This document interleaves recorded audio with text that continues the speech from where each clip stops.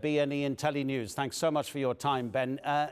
Have any European leaders voiced an opinion that seems to be growing that Ukraine will have to cede some territory?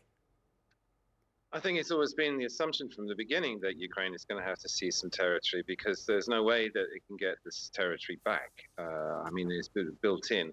However, you know, when they're talking on the record, they're sticking to a hard line, almost a maximalist position, that, you know, Ukraine's sovereignty should be respected and then remain intact. But the practicalities of it, if you actually listen to them in their more sober moments, the rhetoric is not Ukrainian victory, which is what you'd need to get all the territory back. It's been to put Ukraine in the strongest possible position for when the negotiations begin. And here we are. I mean, 4 years on, this is the first serious attempt at negotiations since Istanbul in 2022. And moreover, after nearly a year of effort since Trump came in, which went nowhere with several rounds of talks since, 10 days ago, that a real effort to make some progress has started and is actually making progress, in so much as the Moscow meeting between the envoys and Putin on the 3rd came out with a list of 27 points, and the Kremlin's indicated that it actually will sign off on the majority of those, but we're now in the end game. The really tough nuts to crack are boiling down to security agreements for Ukraine and territories. You know, if and how much territory does Ukraine have to give up? Yeah, can you tell us about what the bilateral security guarantees Volodymr Zelenskky is talking about may mean? Because he says they would be a compromise and would replace his country's not joining NATO, which the Russians are insisting upon. And Donald Trump is saying as well, yeah, Ukraine will never join NATO. Well, actually, we're going back to a position that was thrashed out right at the beginning in the first round of peace talks in Brest in April 2022. And Ukraine at that meeting suggested as a compromise that it would be willing to give up its NATO ambitions and go back to the neutrality that was enshrined in the constitution prior to 2014. So the NATO ambition is a relatively new thing. However, that turned on replacing NATO membership with a series of bilateral security agreements that basically do the same thing. And the Kremlin has indicated, look, their bee in the bonnet is actual NATO membership, because that comes with American control, that comes with missiles, NATO-controlled missiles in Ukraine. They don't want that.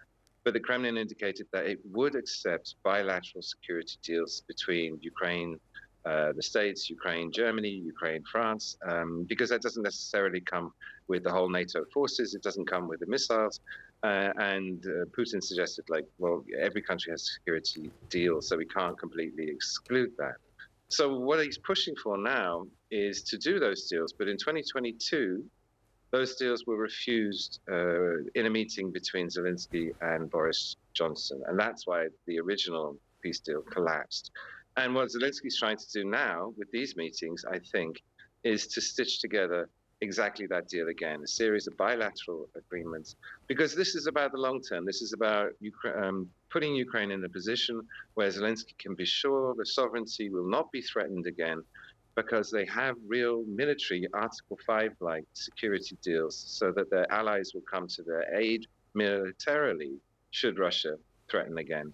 And that would be enough to deter Russia's aggression in the future.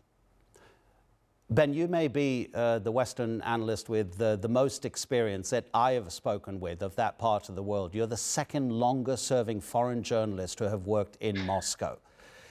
I've been doing it a long time. I know. And we have been speaking to you and learning from you for all these years since this conflict began. Kind. Look, Donetsk, Luhansk, Kherson, Zaporizhzhia. Yeah. These which have been illegally, partially annexed, I suppose we could say, by Russia after the Russians held referendums there.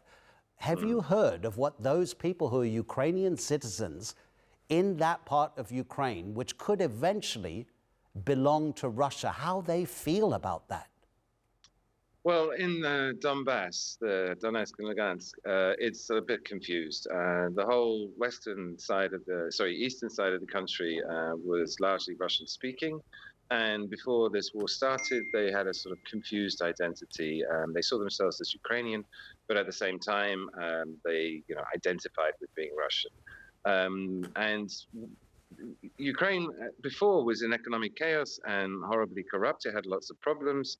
And so there was, amongst part of the population, the idea that we could turn to Russia and they would help the standard of living in Russia is much, much higher. The incomes are much, much higher. The pensions are much better. However, what the war's done is sort of polarize the country and crystallize the sense of Ukrainian nationhood that really wasn't there before. And I think most people, including in the Donbass, which is probably one of the most pro-Russians, say, after Crimea, is that they see themselves as Ukrainian. They want to stay part of Ukraine, but they do see Russia as sort of beneficial elder brother figure. However, it's very split because the population in Donbass particularly has been shelled during the intervening war before the current invasion started out and has suffered a lot. So there's a lot of bitterness there too. However, I think in Zaporizhzhia and in Kherson, which really are not part of Russia, never have been, couldn't even claim to be, I think those people just feel invaded. And they definitely want to expel the Russians from their territory.